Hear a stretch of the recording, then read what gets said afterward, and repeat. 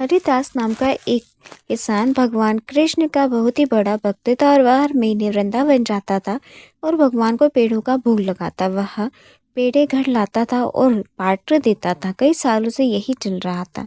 एक दिन वह वृंदावन में बिहारी जी के दर्शन करने जा रहा था। तभी उसने एक हलवाई की दुकान पर एक मिठाई बनती हुई देखी। उसे देखकर हरिदास को कुछ समझ में नहीं आया।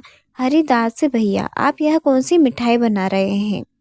हलवाई, भैया इसे खुरचन कहते हैं, यहाँ की मशहूर मिठाई है और नंदलाल को बहुत ही पसंद है, खाकर देखो। हरिदास, नहीं, मैं पहले अपने कान्हा का भोग लगाऊंगा, उसके बाद ही खाऊंगा। एक काम करो, तुम पेड़ों की जगह मुझे यह दे दो। हलवाई से खुरचन लेकर हरिदास मंदिर में पहुंच जाता है और कृष्ण जी की पूजा कर भोग लगा कर वापस अपने गांव वापस चला आता है। उसके बाद वह हर महीने कान्हा जी को अपने खुरचन का भोग लगाने लगता है। इसी ही बीच में गर्मियाँ शुरू हो जाती है। एक दिन वह उसी ही दुकान पर पहुंच जाता है, लेकिन उसे खुरचन कहीं नजर नहीं आती।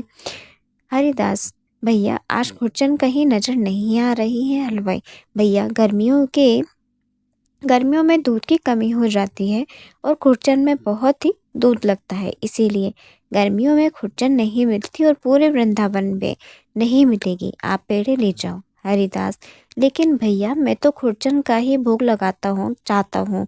आप एक काम करो, मेरे लिए थोड़ा ही बना दो।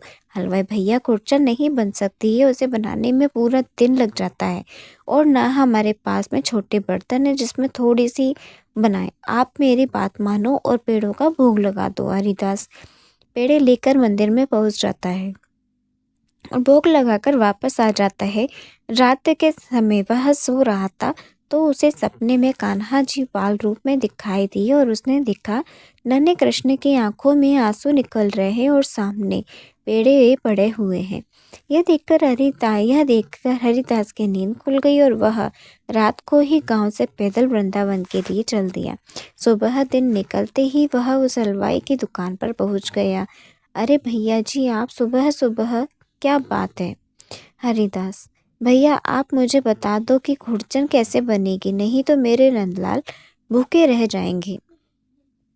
हलवाई, हमारे जैसे खुरचन पूरे वृंदावन में कोई भी नहीं बनाता है, हम तुम्हें कैसे बता दें? मुझे तो लगता है कि किसी हलवाई ने तुम्हें खुरचन के बारे में पता करने के लिए भेजा है, इसीलिए तुम्हें यहाँ कान्हा का नाम लेकर झूठी कहानी सुना रहे हो।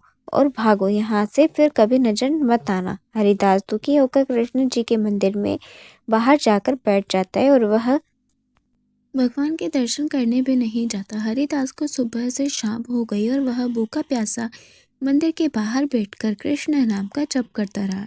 शाम के समय वह हलवाई हरिदास को ढूंढता हुआ आया।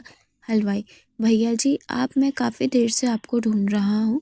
आपको मैंने दुकान से भगा दिया, उसके बाद से मेरी दुकान पर एक भी ग्राहक नहीं आया। शाम तक मेरी सारी मिठाइयाँ सड़ गई और मुझे बहुत ही करने बड़ी गलती हो गई।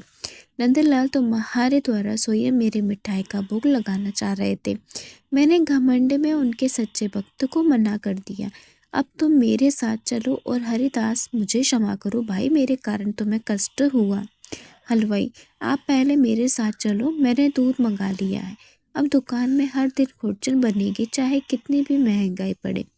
हलवाई हरिदास को दुकान पर लाया और उसके सामने खुरचन बनाने लगा और पूरी रात खुरचन बनने में लग गई और सुबह मंदिर खुलते ही हरिदास ने भगवान का भोग लगाया और उसके बाद उस हलवाई ने सारे खुरचन प्रसाद के रूप में बांट दी। कहानी पसंद आई हो तो चैनल को लाइक और सब्सक्राइब करना ना भूलें।